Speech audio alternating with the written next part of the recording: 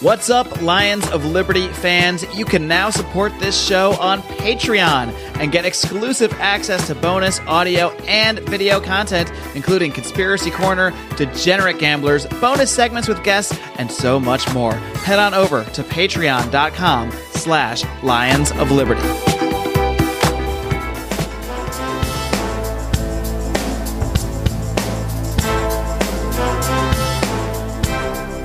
Welcome to Felony Friday, a presentation of the Lions of Liberty podcast. Here is your host, John Odermatt. Felons, friends, and freedom lovers, welcome back to another edition of Felony Friday, a weekly show right here on the Lions of Liberty podcast. Of course, every single week on Felony Friday, I focus on exposing injustice in this nation's broken criminal justice system. This is only one of three shows that we have here on the Lions of Liberty podcast. Every Monday, we start the week with a show hosted by Mark Claire. It's our longest running program, our flagship program. Mark interviews leaders in the liberty movement. He hosts roundtable discussions with other Lions of Liberty. Every Wednesday, we have Electric Liberty Land hosted by Brian McWilliams. It's your weekly shot of culture, comedy, and liberty. You can get all three of these shows downloaded directly to your phone or your listening device. If you don't listen with the phone, which I don't know who wouldn't, but comes right to your phone. Subscribe on Apple Podcasts, Stitcher, Google Play, Overcast, TuneIn. Wherever you get your podcast, you can get the Lions of Liberty podcast, all three episodes, and you can get our newest show. We have a new show coming out called Candidates of Liberty. The release date is not 100% set, so be sure to subscribe to get Candidates of Liberty, where we will be interviewing libertarian candidates running for office. Myself, Mark Claire, Brian McWilliams. We're splitting up the duties. It's a rotating hosts format, so check that out. I will introduce my guest in just 1 minute. I just want to let you guys know this is the 135th episode of Felony Friday. That means the show notes page can be found at lionsofliberty.com/FF135. Let's get rolling with today's show. My guest today on Felony Friday is Michael Maharrey. Michael serves as the National Communications Director for the 10th Amendment Center. Michael is also the author of 3 books, first one being Our Last Hope, Rediscovering the Lost Path to Liberty. Second, Smashing Myths, Understanding Madison's Notes on Nullification. And Michael joined up with 10th Amendment Center Executive Director Michael Bolden, who was just on Brian McWilliams' podcast, Electric Liberty Land. And that one is called Nullification Objections, Dismantling the Opposition. Michael has a unique part to his backstory here that I want to talk about with him, where he earned his degree in Mass Communications and Media Studies from the University of South Florida. And while he was there, he actually played ice hockey at the age of 40 and earned the American Collegiate Hockey Association Academic All-American Honors. So very interesting part of Michael's life that we'll talk about. And he's also a working journalist. Michael has written and reported for several newspapers. He's won a pair of 2009 Kentucky Press Association awards. And that's about it. Michael, welcome to Felony Friday. Hey, thanks for having me. Thanks for coming on the show. You know, let's kind of do something unique here. And before we get into talking about your journey to liberty, or the reason why I'm having you on this show, really a victory that you had fighting the local government there in Lexington. Before we talk about that stuff, let's talk about ice hockey a little bit. It's one of my favorite things to talk about. So you played ice hockey in college while you were 40 years old. How did that all come about? What's the backstory? Yeah, so true story. Actually, so to say I played hockey, I sat on the bench a lot when I was 40, but I was on the team, so I practiced a lot. But yeah, I went back to school in 2006 after about a 10-year career. I use air quotes around career as a musician. And then working in the airline industry for a while. Went back to school in 2006 to pursue a journalism degree. And I've been playing hockey for years. And one of the guys on the team I was playing with in a adult rec league, and he was like, "Hey, Mike, you should play for USF." And I'm like, I'm 39 years old. I can't play hockey at college level. And he talked me into doing it. And honestly, it was one of the best experiences of my life. I made some lifelong friends. I certainly got myself back into shape, and got to play a little bit, but mostly was just being able to be around the team and practice with those guys was pretty phenomenal. Yeah. So being a backup goalie, though, I mean, I'm sure the practices you probably worked harder than anybody else during practice because you're taking all the shots and. Oh yeah, it was tough, and the first year especially. The second year, I knew more what I was getting into, and I was in a lot better shape going into it. The first year, after the tryouts, the first season, I literally went to my apartment, sat on the floor, ate Chinese food, and could barely get up when I finished my dinner. I mean, it was pretty brutal, but like I said, I wouldn't trade that experience for anything in the world. It was a lot of fun, and like I said, I've got some friends now that, even with the age difference, just real close friends. In fact, one of the guys that I played with, he was one of our captains. He's actually a libertarian now. So I kind of got to watch his evolution from being kind of a neocon in college to full-fledged liberty dude. So that was kind of cool. That's cool. So you were already a libertarian at that point then? I wasn't actually. I don't know what I would have described myself as at that point. I was probably a neocon with some libertarian leanings, which is kind of embarrassing. I'm a little bit ashamed. That's exactly what I was. I was. So what time frame are we? You're talking 2006. Yeah, I was at that point in time. I was probably cheering the Iraq War. And, oh yeah, me too. And big talking time about how we're going to spread democracy to the Middle East and all that stuff. So yeah, so what brought you out of that? What changed you? So when I got out of school in 2008, I graduated and got involved in my journalism career. And it was kind of one of those things that, I'd always been politically interested and I guess involved as far as what you would consider mainstream involvement in politics. Like I got into some congressional campaigns in my younger years and that kind of traditional, Republican politics stuff, mostly putting bumper stickers on my car, to be honest. But I always had an interest in politics. I always felt like it was important. And I kind of got caught up in the whole Tea Party thing. Obama was going to be the worst president ever in the history of the world. The world was going to come to an end. So I felt like I should probably get involved and do something. And as fortune would have it, one of the things that I've always been kind of intuitively understood was the idea of decentralization and that the federal government was doing far more than it was ever intended to. And I knew that there was this thing called the 10th Amendment.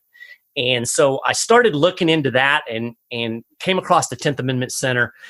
And when I started looking for a place to kind of plug in and use my writing talents, I checked those guys out and I thought, well, they're a little bit crazy, but not too crazy. And I think I could probably work with them. And I love this messaging on limiting the federal government. So I filled out a volunteer application and for whatever reason, they took on a crazy neocon. I don't think they realized how neocon I was at that point. But I started off as a state chapter coordinator in Kentucky. And pretty quickly, they decided that I should be the national communications director, mainly because I could write and parrot pretty much whatever somebody puts in front of me. So, from there, it was a pretty quick evolution in a lot of ways. Of course, when you start reading Tom Woods and, people like that, then it's kind of the wormhole you fall down. And, next thing you know, you're reading Rothbard. And so the last thing for me was the foreign policy. And, I was like you. I was cheering the Iraq War. My family has a lot of military background in it, so that was hard for me to let go. And what really changed it for me was Tom Woods. And he did a speech and talked about the fact that the same nincompoops who are running the domestic policy are running the foreign policy as well. So how can you trust these guys to run foreign policy when they've made such a mess out of everything in domestic policy? I was like, duh.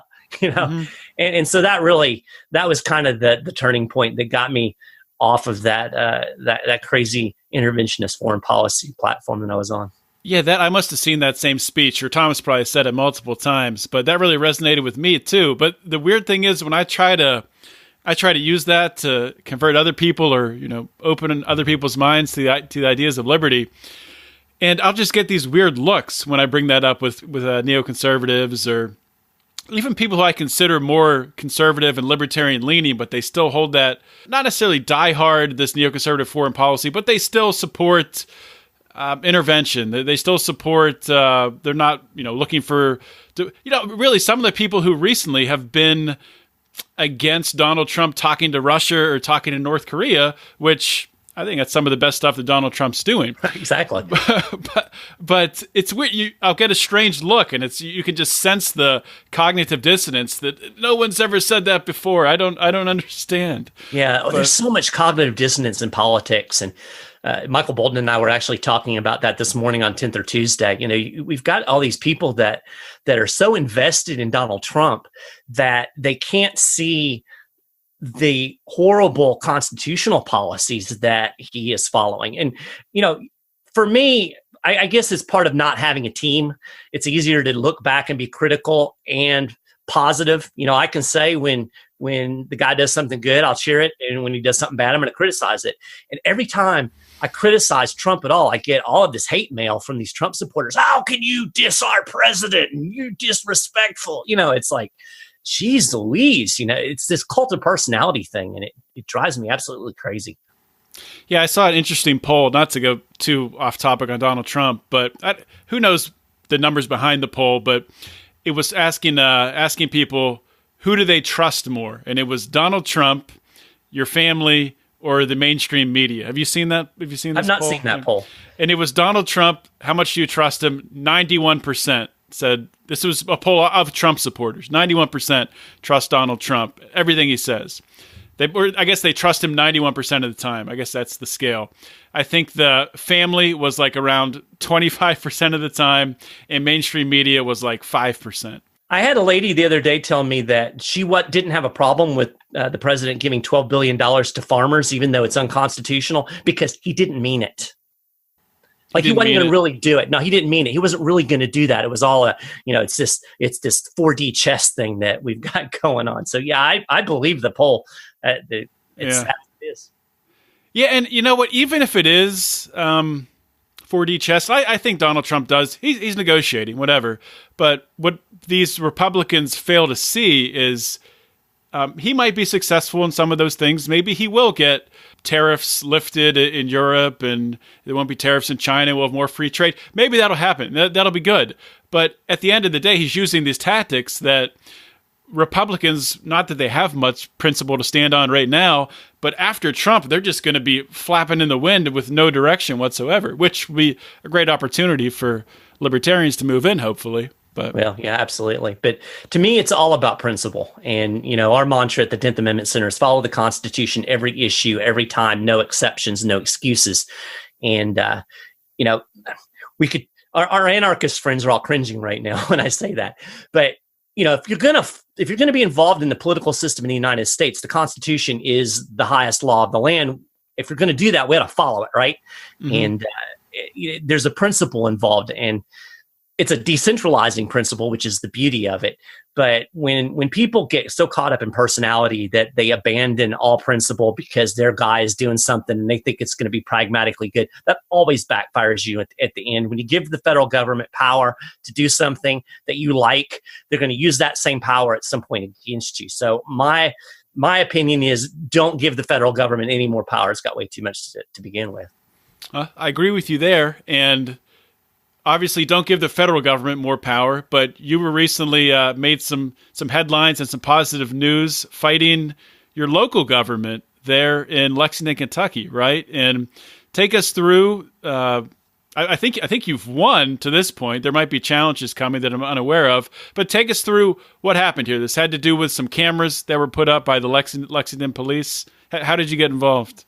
Okay, so I'll try to give the short version of what has been over a 1 year saga that is going to continue. About this time last year, it was actually July of 2017, I noticed that they had put up some surveillance cameras in a skateboard park that's right around the corner from my neighborhood.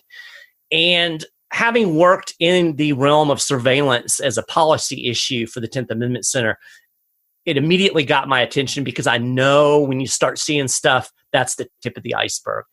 And so being a concerned citizen, it was kind of interesting because I've done all of this stuff over the last 7 or 8 years involving state policy. And a lot of it is not even in my own state. We're working with legislatures in Alaska and Arkansas and all over the country. And when I saw this go up, I said, you know what? I need to put my money where my mouth is right here in my own neighborhood. I'm seeing these cameras. That is an indicator that there's probably other surveillance programs going on. So I put together a little organization called We See You Watching Lexington, which is just designed to bring oversight and transparency and accountability to surveillance here in my hometown. And one of the first things I did was do an open records request to the police department to try to find out what other types of surveillance equipment that is being used here in the city. And what I got back was an admission that they had 29 mobile surveillance cameras. Now, you're probably wondering, what in the heck's a mobile surveillance camera? Yeah, it's a and good my question. my answer to that question is I have no earthly clue, because this is a giant secret. And so they wouldn't release any information about these cameras other than their cost. So I have a whole bunch of redacted documents that look a lot like my T-shirt. And so I appealed this decision. They said that they had the right to hide these documents to keep them secret based on Homeland Security exceptions and officer safety, some exemptions in the open records law. And so I appealed that to the state attorney general, which is the process here in Kentucky. The attorney general reviewed the open records request, came back to the city, said, no, the exemptions you're claiming don't work. You need to hand over the documents to this guy. So instead of handing the documents over, they slapped me with a lawsuit. And everybody's like, they did what? Which I know it's crazy. Oddly enough, it's actually the process in Kentucky. So it's a kind of a jacked up legal process. If you lose at the attorney general level, the next step is you can sue the other party in order to overturn the attorney general's opinion. You can't sue the attorney general, of course. You have to sue the other guy. So I got slapped with a lawsuit. And over, I think it was in June. Well, so what were they suing for in the lawsuit? So in essence, they're suing me in order to overturn that attorney general opinion. But because I'm the one that initiated the open records request in the first place, they have to sue me. Like what? It doesn't make any sense. I know it's but like what sort of were there damages associated with it, or no? You know what It's just the process for them to overturn. Now, interestingly, and this is kind of an aside, but this shows you the mentality of government. And I think this is local government, state government, federal government, however you want to look at it. This is the mentality. This guy is threatening our power, and so we're going to do something to make him go away. And when they filed the lawsuit, when I first read it, it actually asked for me to pay their legal cost. Now, let's be real. I'm already paying their legal cost. I'm a taxpayer in this town. But they actually put that in there. Now, that's not even legal. They cannot collect legal costs from me on an open records case. They just put that in there as a bullying tactic. They were hoping that they would sue me and that I would just go away. And probably 99% of the people, if they had been in my position, would have gone away. Because who has the resources to fight a lawsuit against the city over some documents? Right. Most people don't. If you're a newspaper, that's one thing. You've got a legal staff and you've got some resources, or a TV station. But, your average Joe doesn't. And I'm sure that's why they sued me. Fortunately, having worked for the 10th Amendment Center now for 8 years, I've got a lot of contacts. I utilized some of those contacts with the ACLU, and they connected me with the folks here in Kentucky. And long story short, they agreed to represent me. So the ACLU of Kentucky is handling the legal aspect of all of this, which is, like I said, I couldn't do it by myself.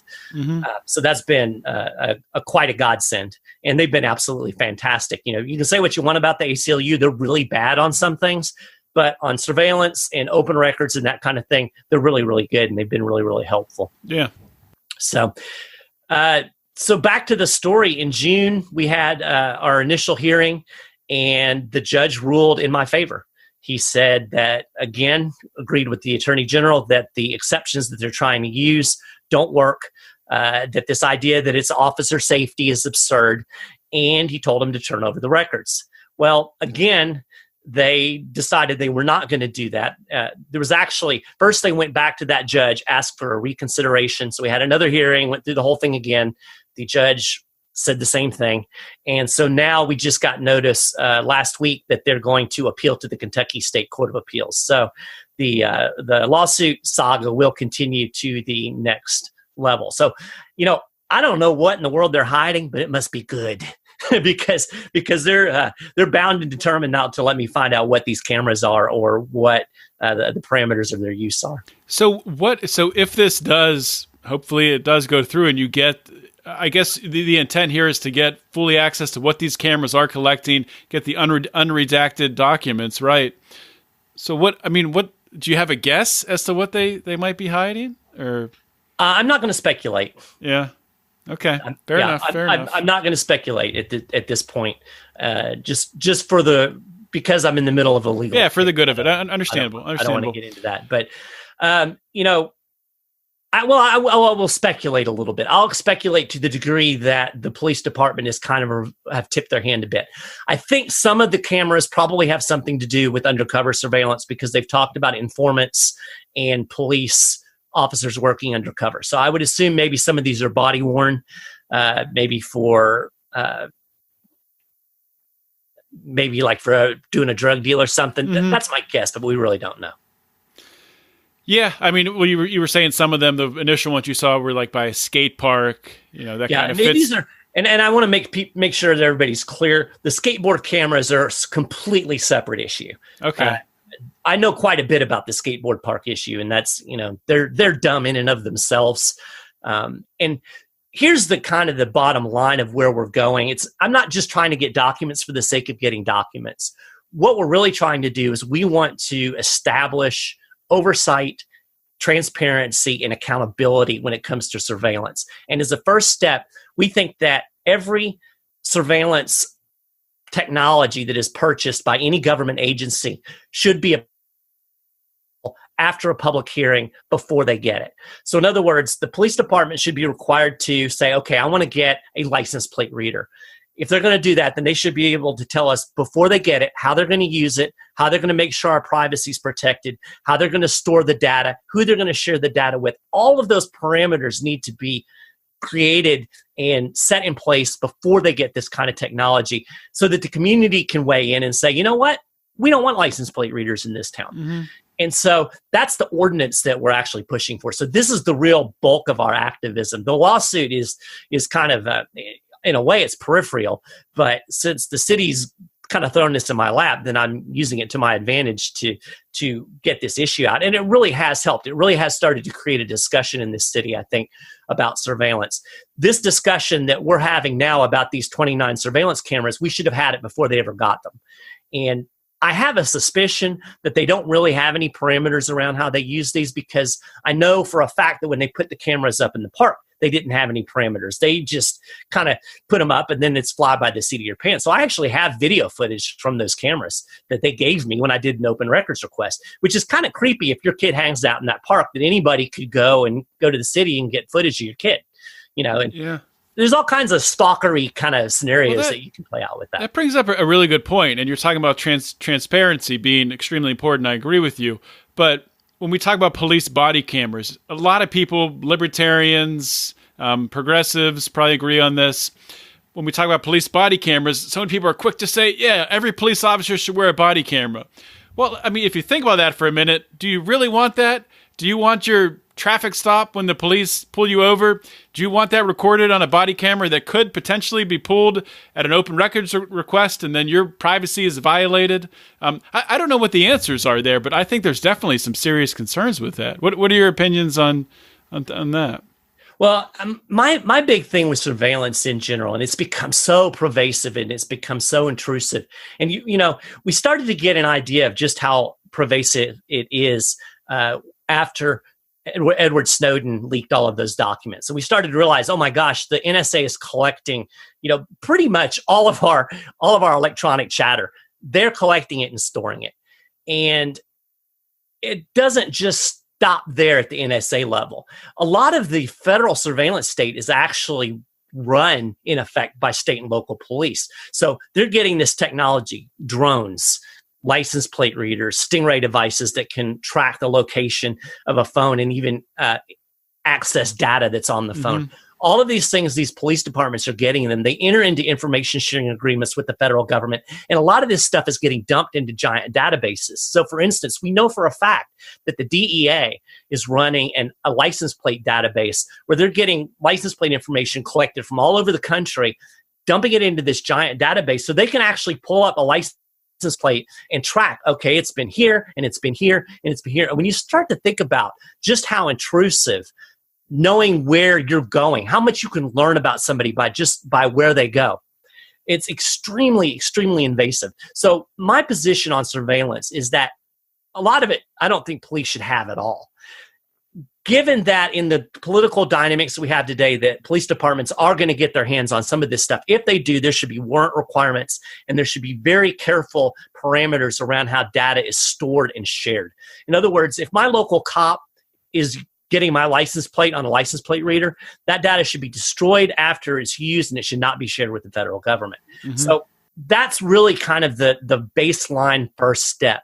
And the problem is that there's so many people out there that just don't care. They think, well, it doesn't matter. Who cares if the DEA has my license plate? Well, you know what? When you go to the grow shop and buy some grow lights and some cop decides, oh, you're growing weed, and the cops come in with guns a-blazing to raid your house and you're just growing tomatoes, it becomes a problem. And that's a true story. That's actually happened. So, it's happened multiple times. Yeah.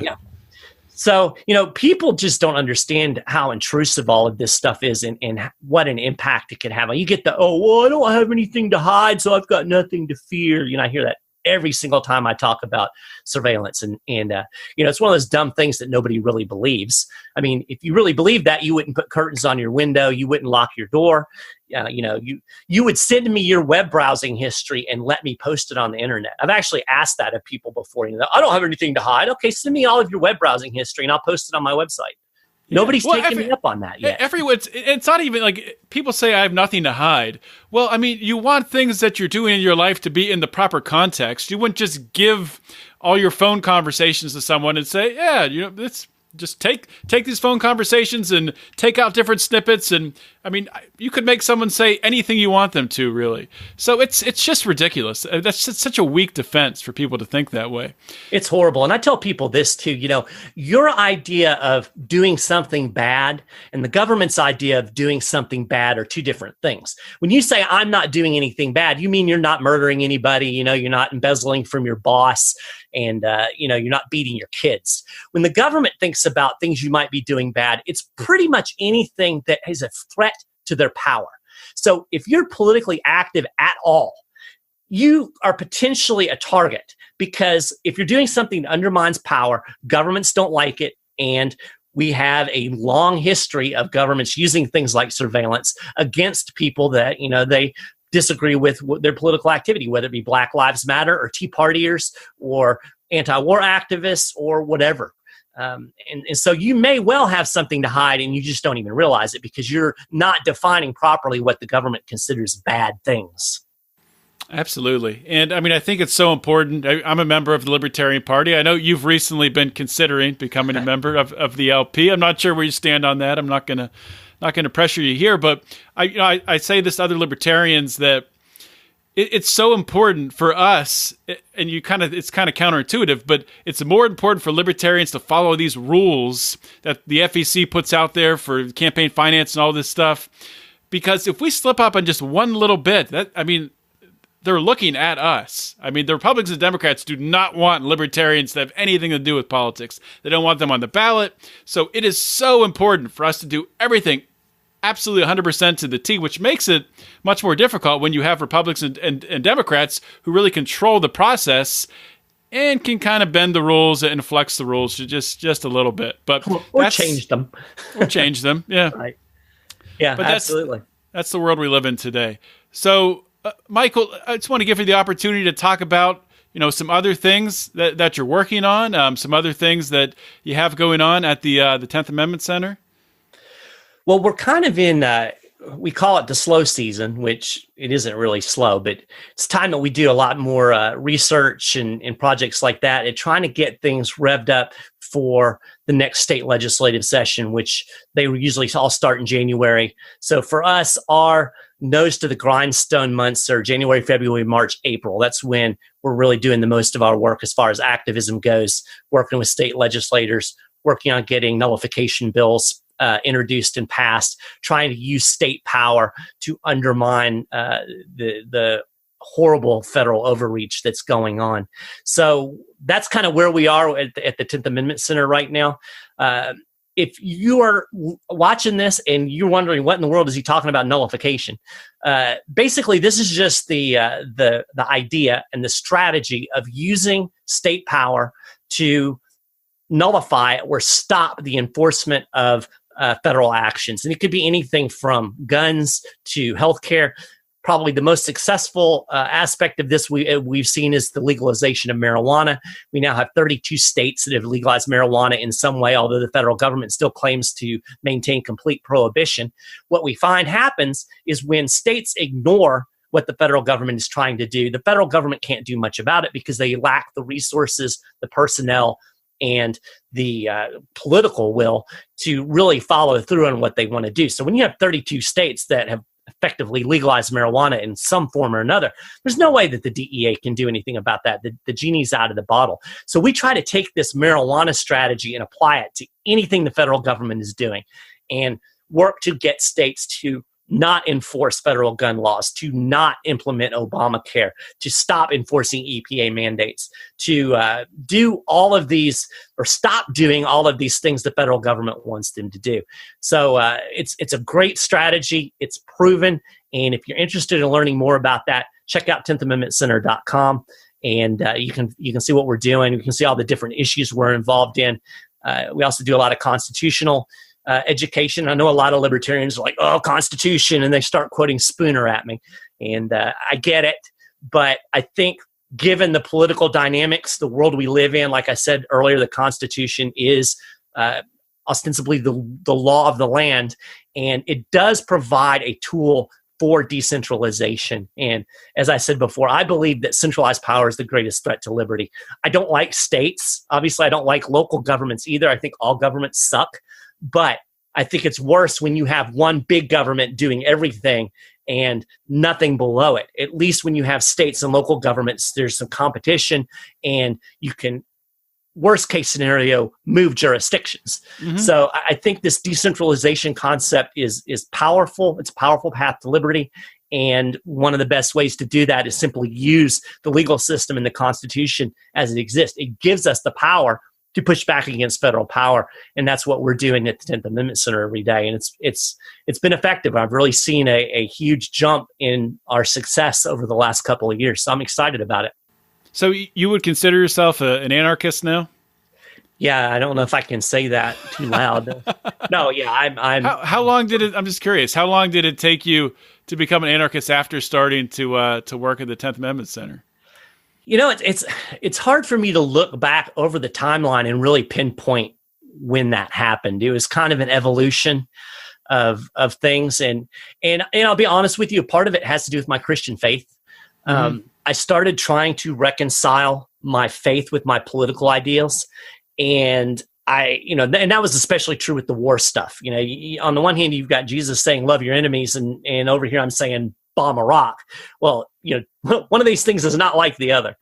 And so it was kind of an evolution in thinking and studying. And so I really can't pinpoint and say this day is when, right. It's kind of like one day I was like, wait a minute, I'm an anarchist. What happened?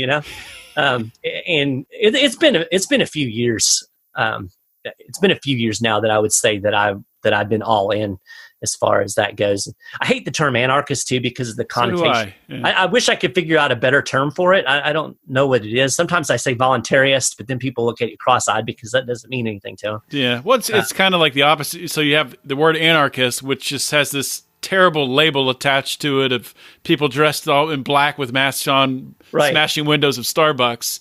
then you have voluntarists who people are, what are you talking about? So it's, we do need, I think we need a better word for sure if we really do want to advance this cause. But I consider myself, I was going to say, I consider myself an anarchist too, but I think like you, I don't really wear it on my sleeve. It's because I don't think it's the best way to persuade people.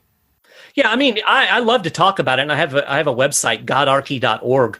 Particularly if you're a Christian and you're interested in, kind of that intersection of faith and politics, I kind of explore in a much more open way these idea of statelessness and particularly the idea of the non-aggression principle and personal ownership. And sometimes if I have time to talk to somebody instead of trying to put a label on it, say, I believe that we own ourselves and that we shouldn't initiate violence against other people. That's really the core of what I believe. And then there's a lot of ramifications that come out of that. And sometimes you can say that to people and they'll go, okay, yeah, I kind of get that. That makes sense. At least they don't think you're throwing rocks at trash cans or something. So. Right. All right, Michael. Well, thank you so much for giving us some time coming on the show. And thank you for all the work that you guys are doing at the 10th Amendment Center. It's fantastic. So keep it up. I'm happy to do it. And I asked you earlier, this is Felony Friday. I hope that the Lexington Police Department doesn't read this and decide to come SWAT my house or something. So I hope, don't give them any ideas. To my knowledge, I haven't committed any felonies, but then again, I did get slapped with a lawsuit. So well, have you bought like tomatoes and gardening supplies recently? Because that could really, be it's funny. And I don't want to. I know we're wrapping up, but you talked about the whole. Libertarian Party, how they have to really dot their I's and cross their T's. I've really kind of felt that too. It's like I got to make sure that my taillights work, and it does make you a little bit paranoid. So, I mean, I'm pretty nerdy, straight geek anyway. But I would be very wary of putting myself into any kind of situation that could be construed as shady at this point, because you just never know. And nobody's threatened me, and I've not gotten any anything that would really lead me to say, they're watching me. But I don't know. There's just part of me thinks, yeah, they're watching me. Yeah. Well, it can't hurt to be a little bit paranoid, I think. Absolutely. Not in the world we live in. It's healthy. Well, all right, Mike. Thank you so much for coming on. Thanks for having me. All right. Thank you guys for listening to today's episode with Michael Maharrey of the 10th Amendment Center. I think we had a really good conversation. I think Michael is doing some tremendous work at the 10th Amendment Center, tremendous activism, very important. And, overall, however you feel about the different ways to dismantle the government, if you're an anarchist, if you're a voluntarist, if you're a minarchist, I think we can all agree. We can all agree that decentralized government, giving more power to the states and less power to the federal government, generally is going to be a good thing. Of course, there could be some atrocities the states could do themselves, but if that were to occur, then we can deal with it at that time. Probably easier to deal with a rogue state doing some abhorrent things than to deal with a federal government with the power of the military behind it doing some abhorrent things. So lots of things to think about. Great conversation. I will link to all the different web pages at the 10th Amendment Center and Michael's different websites, godarchy.com. I'll link to his books, all on the show notes page at lionsofliberty.com/FF135. Be sure to check those out. Hopefully you guys enjoyed this conversation. I just want to remind you, if you enjoy this show, if you enjoy what we're doing here at Lions of Liberty, if you are happy that we are starting a fourth show that is going to be interviewing libertarian candidates, please consider supporting us. Please consider becoming a patron, a Patreon, by going to patreon.com/Lions of Liberty. For joining as little as $5 a month, you get access to all of our bonus content. We have different levels all the way up to 10, 15, 25, all the way up to 100. You can join all the way up to $100 a month, where literally you get access to advertising on this podcast for the best deal in libertarian podcasting. I guarantee you that. But you also get merchandise and all the other good stuff. We have t-shirts. You can check out all of our t-shirts at lionsofliberty.store. Please consider supporting us, helping us out, helping us to grow this show. We grow this show. We don't do it for ourselves. We do it for the message of liberty. We do it to spread this message, to educate people, to wake people up. So if you want to help wake people up, please support our show. Thank you for those of us that do support our show, that helped us go to PorcFest and the Libertarian National Convention and many things in the future that we are eyeing up. So that's all I got. That's all I got at this time. I thank you so much for listening. Thank you so much for your support. This is John Odermatt signing off. Always remember to keep your head up and the fires of liberty burning.